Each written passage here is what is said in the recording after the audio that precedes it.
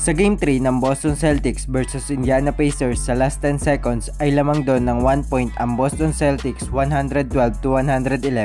At hawak doon ng Boston Celtics ang ball possession na nagkaroon ng isang drive to the lane si Jason Tatum. Ngunit sumablay nga ito at nakuha ng Indiana Pacers ang rebound na may tsansa na sila upang maibalik sa kanila ang kalamangan. Ngunit nagkaroon naman si Andrew Nembhard ng isang crucial turnover na na-steal nga sa kanya ni Jrue Holiday ang bola at nagresulta yon upang mapaul siya ni Pascal Siakam.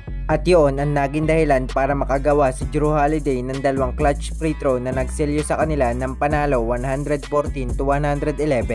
Well, sa game na yon si Jason Tatum ay merong 36 points, 10 rebound at 8 assists. At meron din siyang 5 of 10 pagdating sa 3-point area na 50% yon. At si Jaylen Brown naman ay merong 24 points at si Al Horford ay nakagawa ng 23 points at meron siyang 7 of 12 pagdating sa beyond the arc. Para sa Indiana Pacers naman si Andrew Nembhard ay merong 32 points and 9 assists at 4 of 7 siya pagdating sa beyond the arc. At sinamahan pa yan ng tig 22 points ni Miles Turner at Pascal Siakam. At si TJ McConnell naman na siyang bumubuhat sa bench ng Pacers ay merong 23 points and 9 rebounds. Well, sa game na to ay wala nga pala si Tyrese Haliburton dahil sa natamo niyang hamstring injury noong game 2. At dahil sa panalong ito ng Boston Celtics ay 3-0 na ang series nila kontra sa Pacers at 1 game away na lang ulit ang Boston Celtics upang muli makabalik sa NBA Finals. Na alam naman natin na wala pang nakaka-recover sa 3-0 deficit sa kasaysayan ng NBA.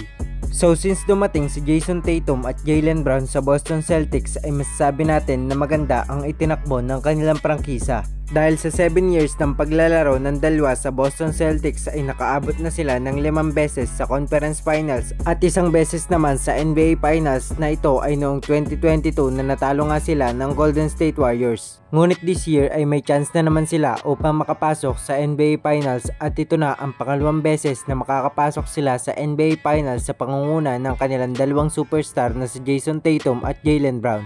Well, si Jason Tatum ay 26 years old pa lang at si Jaylen Brown ay 27 naman na masasabi natin na nasa prime years pa lang ng kanilang karir. At masasabi rin natin na itong taon na ito ang best chance nila upang manalo ng kampyonato.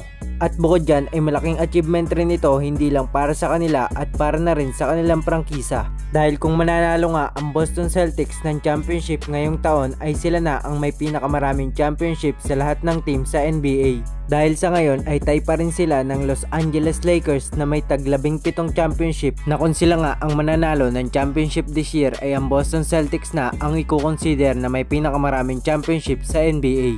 At ito rin ang maaaring maging unang championship para kay Jason Tatum at Jaylen Brown.